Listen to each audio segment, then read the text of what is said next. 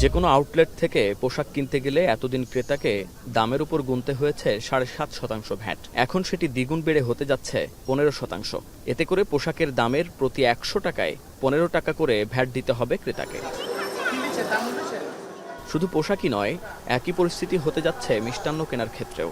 মিষ্টিমুখ করতে হলে ভোক্তাকে গুনতে হতে পারে ৭.৫% ভ্যাটের জায়গায় ১৫%। তবে খরচটা বেশি বাড়তে পারে এসি হোটেল রেস্তোরাঁয়। সেখানে বিদ্যমান ৫-এর জায়গায় ভ্যাট হতে পারে ১৫%। এছাড়া বিস্কুট ও আচারেও ভ্যাট বাড়ানোর প্রস্তাব রয়েছে। যখন এভাবে বাড়ছে ভ্যাটের পরিমাণ, তখন বাজারে উচ্চ মূল্যস্ফীতির ধাক্কা রয়েছে গেল প্রায় ৩ বছর ধরে। বিবিএস এর সর্বশেষ তথ্য বলছে, নভেম্বরে যা ঠেকেছে ১১.৩৮%। রেকর্ড মূল্যস্ফীতির এ সময়ে নতুন করে ৪৩টি পণ্য ও সেবায় ৫ থেকে ১৫% ভ্যাট বাড়ানো কতটা যৌক্তিক? এনবিআর বলছে, চলতি ২০২৪-২৫ অর্থ বছরের বাকি ৬ মাসে অতিরিক্ত ১২,০০০ কোটি টাকা রাজস্ব সংগ্রহের লক্ষ্য সরকারের, যা পূরণে নেওয়া হয়েছে এ উদ্যোগ। তবে এতে সাধারণ ভোক্তার নতুন করে ব্যয়ের চাপে পড়ার সংখ্যা থাকলেও অর্থ উপদেষ্টার দাবি, এতে কষ্ট হবে না সাধারণ মানুষের। 15% কন্ট্রিবিউশনের ক্যালকুলেশন যখন হয়, প্রত্যেকটা ভ্যাটের স্টেজে যখন তার ট্যাক্সটা দেয়, আলটিমেটলি কিন্তু সে 15% ভোক্তা দিচ্ছে না, কারণ বাকিগুলোর জন্য সে ইনপুটের জন্য রিবেট পাবে।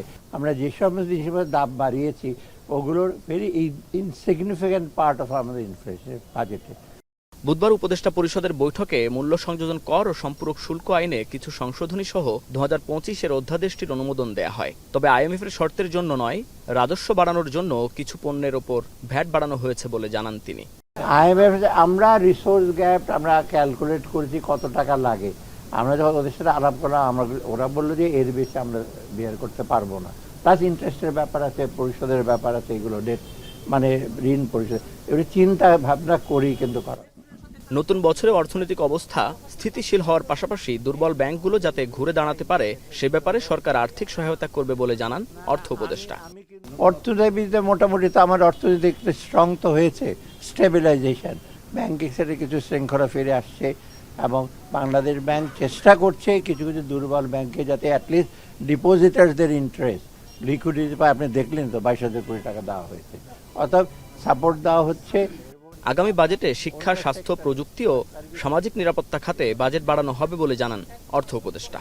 শিক্ষা, স্বাস্থ্য, অন্যান্য আইটি খাতে আমরা কোনো অ্যালোকেশন কমাবো না। মুন্নাফ রশিদ, এখন, ঢাকা।